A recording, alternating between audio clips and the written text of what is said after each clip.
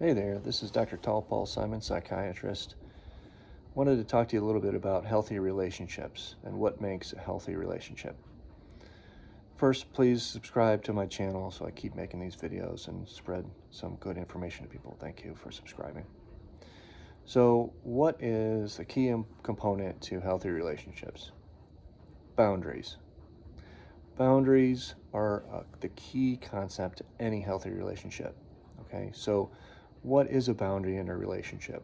Well, it's a line, right? So it's past a point where the relationship suffers or people are getting their toes stepped on in some way. So oftentimes people will have boundaries in the relationship that are crossed and we feel bad in some way, angry, upset, violated, disturbed, uncomfortable in some way. And it can be pretty profound. So boundaries we often think of as physical boundaries. Okay, so no hitting, no stealing, no lying, these kind of things. But they can also be emotional boundaries. So if you feel like somebody is taking advantage of you or doing things that make you feel uncomfortable, there's a line there somewhere, a boundary that is getting crossed. So you can often feel the boundary getting crossed before you even know that it's there. So there's an old saying called "good fences make good neighbors," and that basically is saying that boundaries in a neighborly relationship are very important. With a good fence, the neighbor stays over there and I stay over here, and we all get along better that way. And so all relationships can be improved by having good boundaries. So think about any relationship. So father, son, husband, wife, partners, um, brother, sister, romantic relationships, neighbors, but also professional relationships. So coworker, supervisor, boss, subordinate, even with government. So police boundaries. Okay, we all see those horrible videos where boundaries are getting crossed.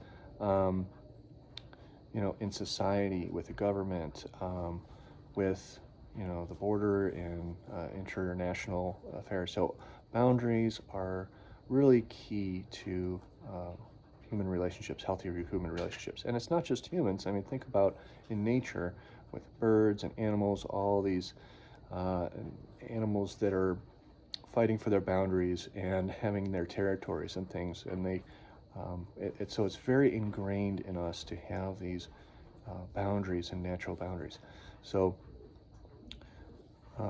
with enforcing healthy boundaries in relationships, such as between, let's say, partners, first of all, you have to know that a boundary was getting crossed, okay? So you feel it, right? There's some kind of consequences, number one. Second thing is to figure out where exactly that boundary is.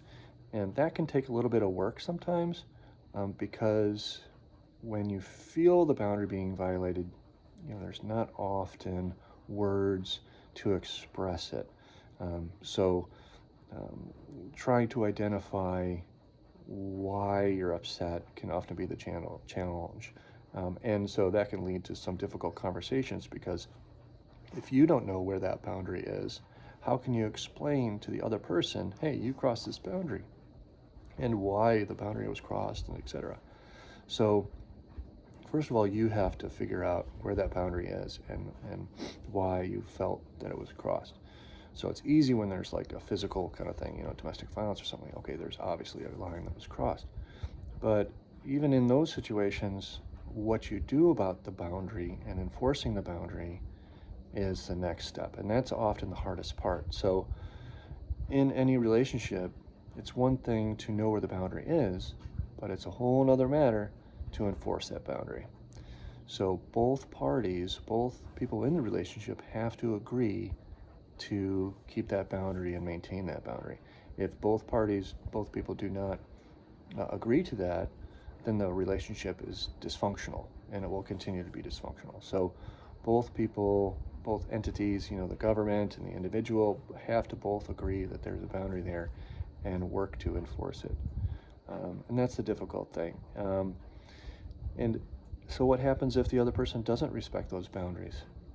Well, then it's a difficult question of whether the relationship should continue or we need to extend those boundaries um, so that the boundaries are bigger. So if somebody, for instance, you're trying to maintain a friendship, but they're always calling you in the middle of the night or showing up unannounced, and you recognize that that's a boundary violation, and you tell them, you know, so you have to actually tell them. You have to say, okay, this is a boundary violation here. Please change. Please stop. Calling me at midnight or whatever. Um, and if they don't agree to that boundary, then the relationship needs to be pushed out. Those boundaries need to be pushed out. Um, so maybe the relationship or the friendship is not going to be a workable situation. Another option in that particular situation is just turn your phone on silence, and if the other person doesn't accept that you're not taking calls at midnight, even in an emergency, well, that's on them. Unfortunately, if it's an emergency, maybe they should call 911 or something. Enforcing a boundary can be um, tough, but it needs to be assertive for your own self-care and self-love ultimately.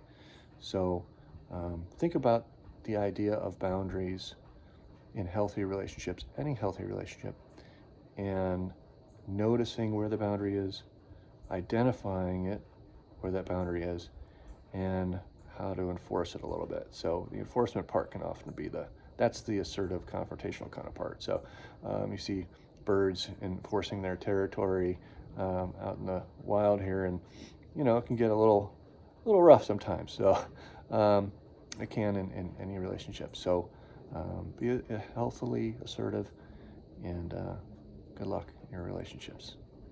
Okay. This is Dr. Tall Paul Simon signing off. Please subscribe to my channel. Appreciate it. Take care.